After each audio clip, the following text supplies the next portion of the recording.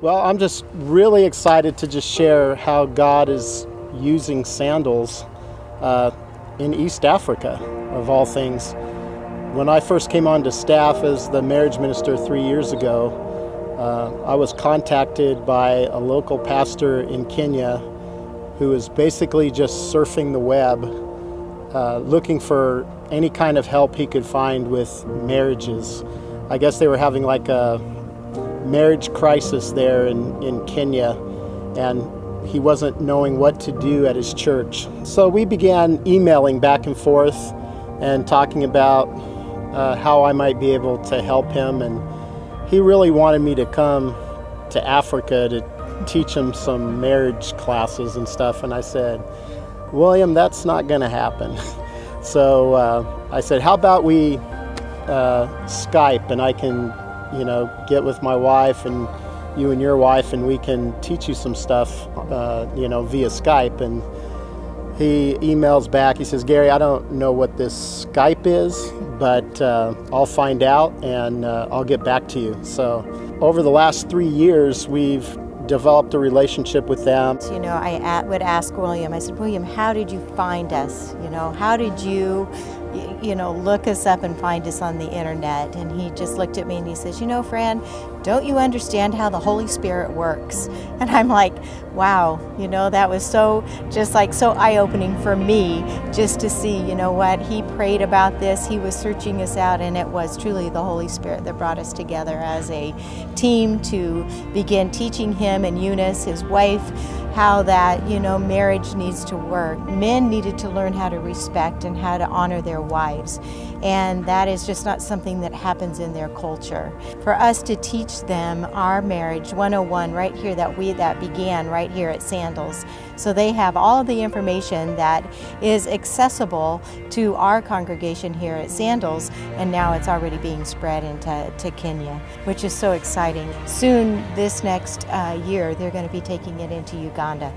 But it's just so humbling to see how serious they take the learning there, and how they really took it to heart. William and Eunice applied it to their own marriage first, and because of what God did in their marriage, it convinced them beyond a shadow of a doubt that,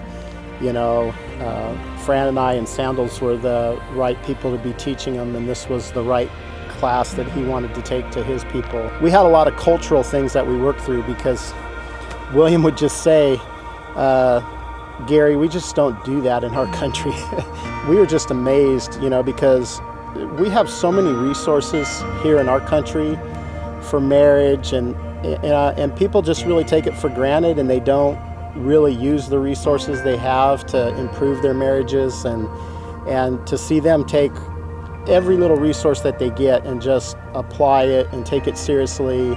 And we talked about why we were there in Africa, changing the world with what they're doing, and I honestly believe, after seeing it with my own eyes, I honestly believe that they're going to do that. So that's even more humbling to think, how unserious we take things sometimes. Every little thing is a blessing. They just tend to look at the world differently than we do. William is what we would call in our country a mover and a shaker.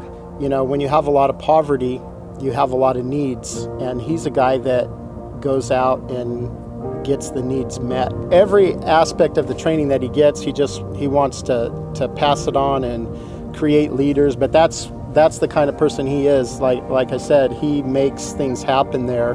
His church, the Living Rock Church, in Eldoret, Kenya, is actually in a very poor village called Baringo Village, just a little bit west of Eldoret.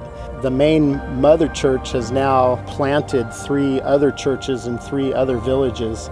He's doing it at great personal cost to him, which is impressive. A little girl that Sandals actually provided $500 worth of medication for because of her HIV.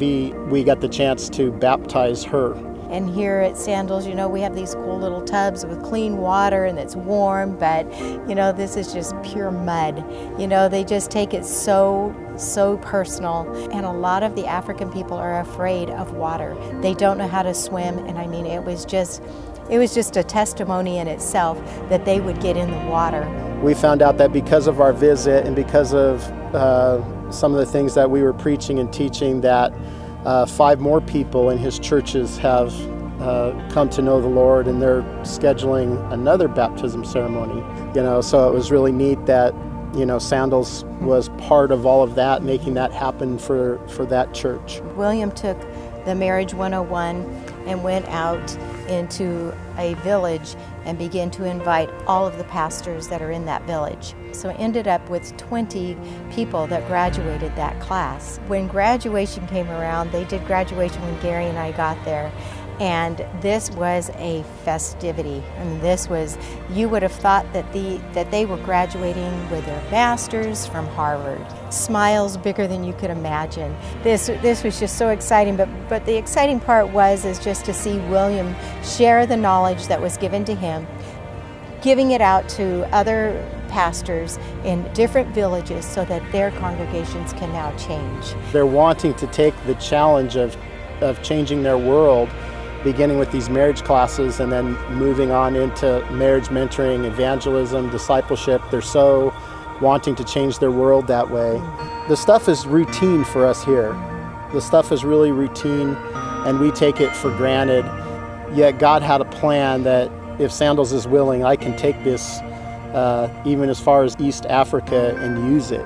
I can't thank Pastor Matt and the visionary leaders here at Sandals Church enough for wanting to give of Sandals, give of themselves to impact the world. That's what's exciting about it, is that God says, Sandals, that's a place where I can find people to go do stuff, and they're not selfish with what they're doing.